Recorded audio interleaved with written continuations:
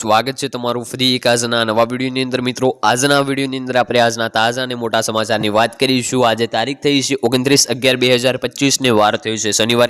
વિગાદિત સહાય મળશે 9,500, 1 લાખ પાક ધિરાણ માફ। આજે રાત્રે સહાય જમા। આગળના સમાચારની વાત કરીએ તો શું તમારું SIR ફોર્મ ભરાયું છે કે નહીં, કેવી રીતે તપાસવું। રાતોરાત તેલના ભાવમાં ધડાકો, દરેકને મળશે હવે નવા આધાર કાર્ડ।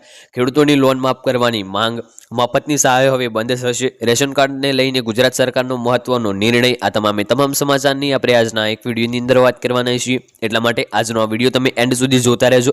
વિડીયો તમને પસંદ આવે તો વિડીયોને એક લાઇક કરી દેજો। તમે આપણે આ ચેનલ ઉપર નવા હોય તો ચેનલને પણ સબસ્ક્રાઇબ કરી દેજો અને કમેન્ટ કરીને ખાસ જણાવજો કે આપણો આજનો આ વિડીયો તમે કયા ગામમાંથી ને કયા જિલ્લામાંથી જોઈ રહ્યા છો, જેથી કરીને આપણને પણ ખબર પડે કે આપણો આજનો આ વિડીયો આ ગામ આ જિલ્લા સુધી પહોંચી રહે છે। તો વિડીયોની શરૂઆત કરી લઈએ આજના પ્રથમ સમાચારથી। પ્રથમ સમાચારની વાત કરીએ તો શું તમારું SIR ફોર્મ ભરાયું છે કે નહીં, કેવી રીતે તપાસવાનું છે। તો સૌપ્રથમ તમારે https://voters.eci.gov.in પર લોગિન કરવાનું છે। ત્યાર પછી વેબસાઇટમાં જમણા ભાગે સ્પેશિયલ ઇન્ટેન્સિવ રિલેશન્સ એટલે SIR 2026 વિકલ્પ પસંદ કરો। અહીં બીજો વિન્ડો ખુલશે, તેમાં તમારું રાજ્ય પસંદ કરો। ત્યાર પછી ચૂંટણી કાર્ડ નંબર નાખી સબમિટ કરો। તમારું ફોર્મ સબમિટ થયું હશે તો અહીંયા તમને દેખાશે। વાત કરીએ આગળના સમાચારની તો રાતોરાત તેલના ભાવમાં ધડાકો। રાજકોટ સહિત સમગ્ર સૌરાષ્ટ્ર માર્કેટ યાર્ડોમાં નવી મગફળીની મકબલ આવક શરૂ થઈ હોવા છતાં ખાદ્ય તેલના બજારમાં સિંગ તેલના ભાવમાં અણધાર્યો અને મોટો વધારો નોંધાયો છે। ખાસ કરીને લગ્નની સિઝન અને 12 સિંગ તેલ ભરવાની જે સિઝન વચ્ચે આ ભાવ વધારો ગૃહિણીઓ માટે મોંઘવારીનો આવક જે છે સાબિત થઈ રહ્યો છે। ડબ્બા દીઠ 210નો ઉછાળો। સૌરાષ્ટ્રના તેલ બજારના અહેવાલ મુજબ 15 કિલો સિંગ તેલના ડબ્બાના ભાવમાં 210 રૂપિયાનો જંગી વધારો ઝીંકવામાં આવ્યો છે। વાત કરીએ આગળના સમાચારની તો દરેકને મળશે હવે નવા આધાર કાર્ડ। આજે ભારતમાં દરેક જગ્યાએ આધાર કાર્ડનો ઉપયોગ થઈ રહ્યો છે, પછી ભલે તે બેંક ખાતું ખોલવાનું હોય, સિમ કાર્ડ મેળવવાનું હોય, તબીબી સારવાર લેવાનું હોય કે સરકારી યોજનાઓનો લાભ લેવાનું હોય, જેથી તેની સુરક્ષા અને ઓળખની ચકાસણી જે છે ચોકસાઈ મહત્વપૂર્ણ બની જાય છે।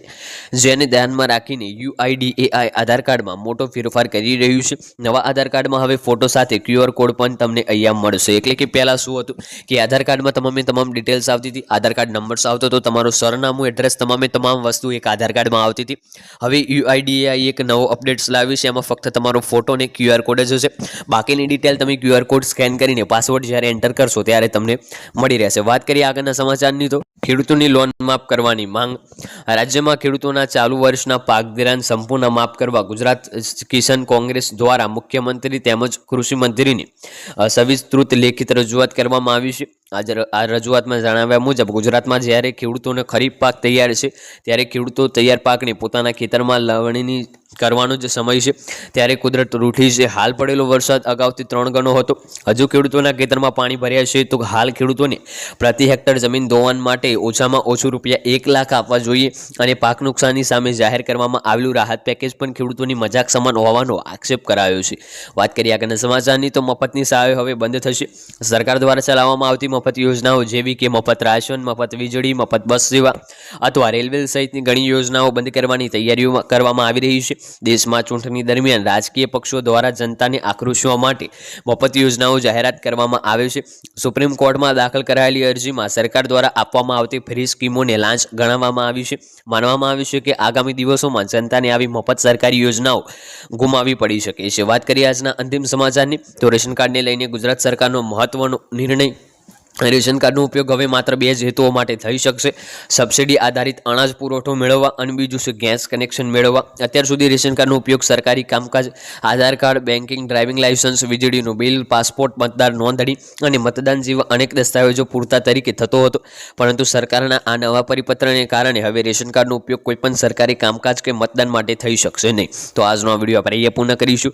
વિડીયો તમને પસંદ આવ્યો હોય તો વિડીયોને એક લાઇક કરી દેજો, ચેનલ ઉપર નવા હોય તો ચેનલને પણ સબસ્ક્રાઇબ કરી દેજો અને કમેન્ટ કરીને ખાસ જણાવજો આજનો વિડીયો તમને કેવો લાગ્યો। મળીશું આગળના વિડીયોમાં, ત્યાં સુધી જય ભારત, જય હિન્દ।